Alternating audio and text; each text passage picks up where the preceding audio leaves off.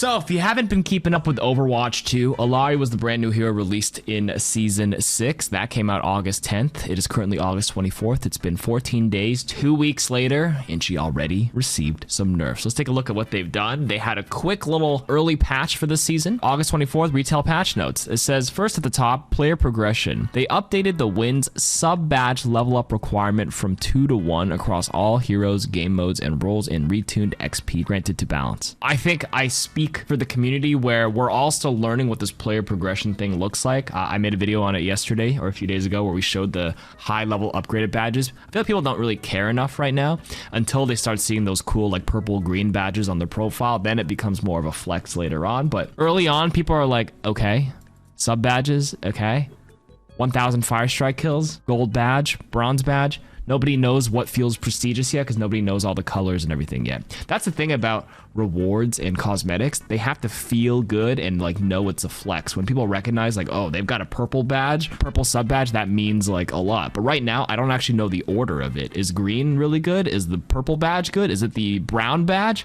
I don't even know. Now let's talk about the meat and potatoes. Healing pylon. The heal has decreased from 40 to 30, and the shield health has decreased from 75 to 50. From 40 to 30, is that a 25% nerf to the healing output? I think so. After like, you know, instead of healing 200, you would heal 150 instead, right? That is pretty significant. And if you nerf the pylon healing 25% overall, that is also a double nerf because it means you're gonna build your captive son, your ultimate, a lot slower. Would it be 25% slower as well, like a 1-to-1 ratio? Probably not. It depends how much healing pylon is normally contributing to your ultimate charge, but we have some data on that. I'll get to that in a minute. But anyways, this nerf is actually pretty significant. The pylon pumps every 0.9 seconds. I still think pylon is really good if you put it in a good spot. It's just like a little bit weak, actually relative strength of like a biotic field, but has bigger range, less AoE though. So that's good. The shield decreasing from 75 to 50. The pylon itself has 150 health. It used to be split 75 white health, 75 blue shields. Now that 75 blue shields cut to 50. So the thing still has 125 HP, but it has 50 regenerative shield health, which means if someone pokes at it with a random bullet and it takes some damage, it'll heal it over time as long as it doesn't take damage. That's probably not significant enough. The total HP of this thing is still 125. You have deployables in this game like Baptiste Lamp at 100 HP right now. 100 HP is good because like one Hanzo arrow at 120 breaks it. A Pharah rocket breaks it, a Junkrat thing breaks it, a Junkrat mine breaks it. But right now, as it stands, even with this nerf, it's still 125 HP. So it's still like, you still need to shoot it twice with most abilities and primary fires in the game. So pylon is also notoriously harder to break because it's stuck and put into like really tight corners or really cheesy spots sometimes. So I feel like they could actually, if they really wanted to nerf pylon, I actually think they should have just cut out all the shield health and made it 100 HP flat. Junkrat Trap has 100 health, Bap Lamp has 100 health, Torp Turret doesn't, but you know what I mean? I feel like 100 flat white health is good. It generates a lot of value, and then you could maybe nerf the healing to like 35 instead of that. So 40 to 35, but like make it much easier to destroy. So you actively force players to have to hunt it down. I think a lot of players let the pylon live for a little too long. This is the problem early on. Remember when Baptiste first came out 4 years ago? Nobody shot the lamp early on because like it wasn't a priority. If people realize the pylon is a priority, they will focus it a little bit more. And I can put it into perspective for you guys. So this is a tweet from Alec Dawson. Illari is now live with some changes. So Alec Dawson's the lead hero designer of Overwatch. So he tweeted out, Illari is now live and competitive with some tuning adjustments. Healing pylon accounted for 63% of her total healing in games. We'd like to bring down that ratio and have her focus more on her active healing, which is already quite strong. So pylon was doing 63% of the healing work for all the players on average. And it's true. When I was playing Illari, I just stuck my pylon down and I went AFK in an off angle and just farmed DPS. And I would finish the game with like 10, 15,000 damage, and I'd still get like 10 or 15,000 healing as well. And a lot of it wasn't even like my work. It was the pylon doing like 7 or 8,000 of that 15,000 healing. She's an AFK healer. And if you do want a healing beam, it's 120 HPS to really pocket someone when they're in a tight spot. So I think like the pylon getting nerfed was appropriate all in all. That was just a big observation I wanted to make.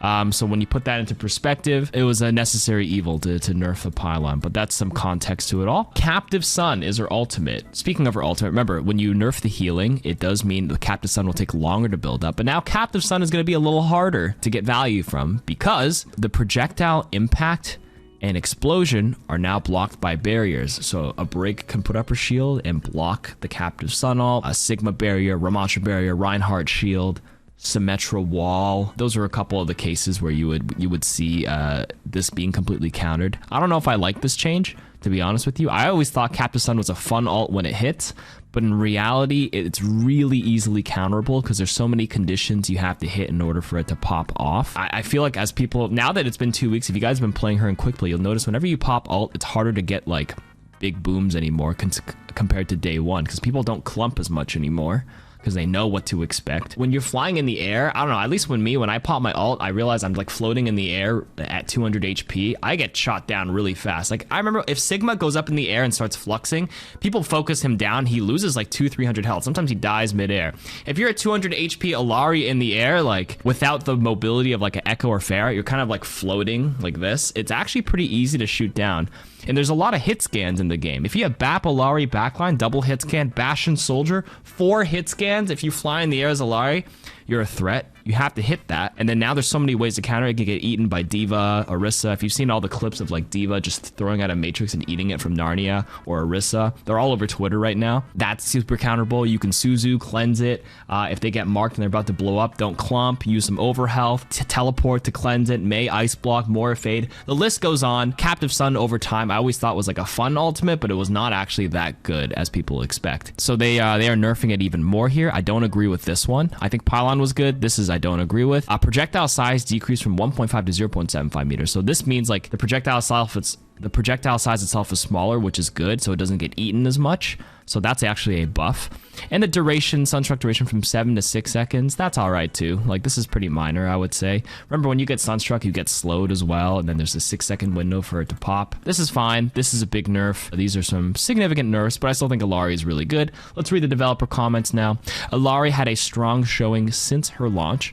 The following changes are meant to promote a better balance between healing and damage while adding more counterplay against her abilities. We are making the healing pylon weaker as it's often placed out of line of sight or at odd angles, and it isn't being destroyed as often as we expect. Captive Sun ignoring barriers is not immediately intuitive, but we are also reducing the projectile size, so blocking or destroying will require more precision. And finally, the Sunstruck effect lasts too long to reasonably avoid the detonation damage threshold. Now, do I think Illari is actually going to be bad? No. So Contenders, Overwatch Contenders was the only pro play we saw last week that was able to play the new nerfed Illari before it went live to the public today, and teams were still running a lot of Illari, simply because even though everything else is nerfed, her DPS output is insane. A hit scan backup DPS is a lot of pressure.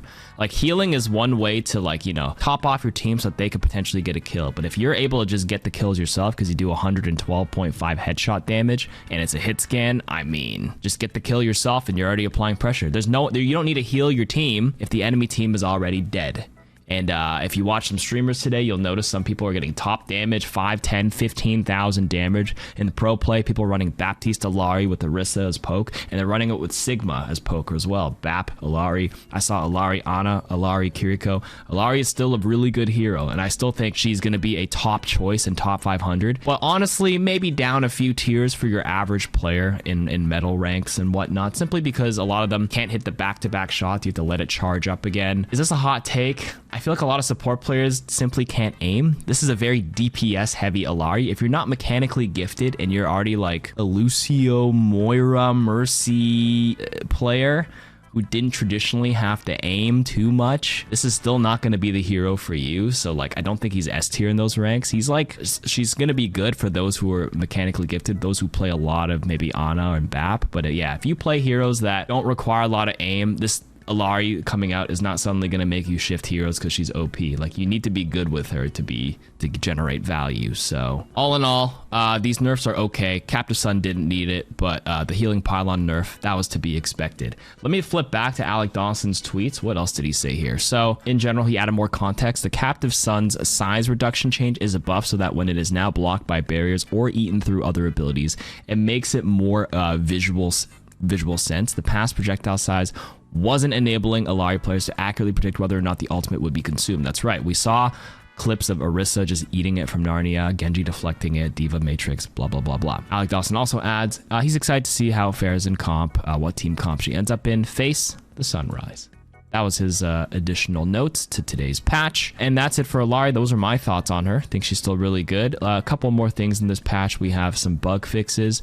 They fixed the bug where some event challenges weren't counting towards Savior of the Underworld for the Brig Spark Plug skin. I still don't even have the skin yet. Oops. Fixed an issue that made the Ash Snake Wrangler skin in the Battle Pass a premium reward instead of a free one. So this was supposed to be a free reward the whole time? Oh. This is an epic skin, a purple skin.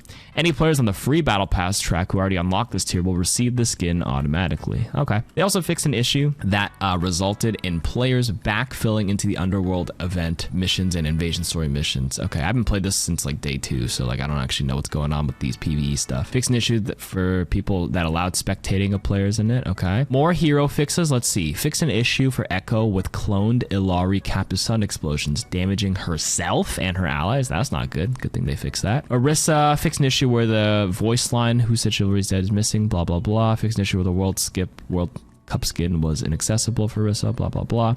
Oh, PvE fixes. Toronto. Too bad I'm already done. We already beat Legendary, but like, yeah, that was buggy for anybody who was playing it. Fixed an issue with slicers clipping into the ferry, making them difficult to target. This was so annoying. Anybody who played this mission will know what I'm talking about. In the boat, in the ferry, they would go through, you had to use the Sojourn disruptor shot or like a Winston, and you have to shoot it through the wall to break it, or else you just lose the mission. Thank God. Okay, Gothenburg. They fixed in a previous update, but they fixed an issue where the Babies Are Safe challenge was unable to be completed. They also fixed an issue with the Titan being invisible for the first few seconds of the intro. I didn't know that.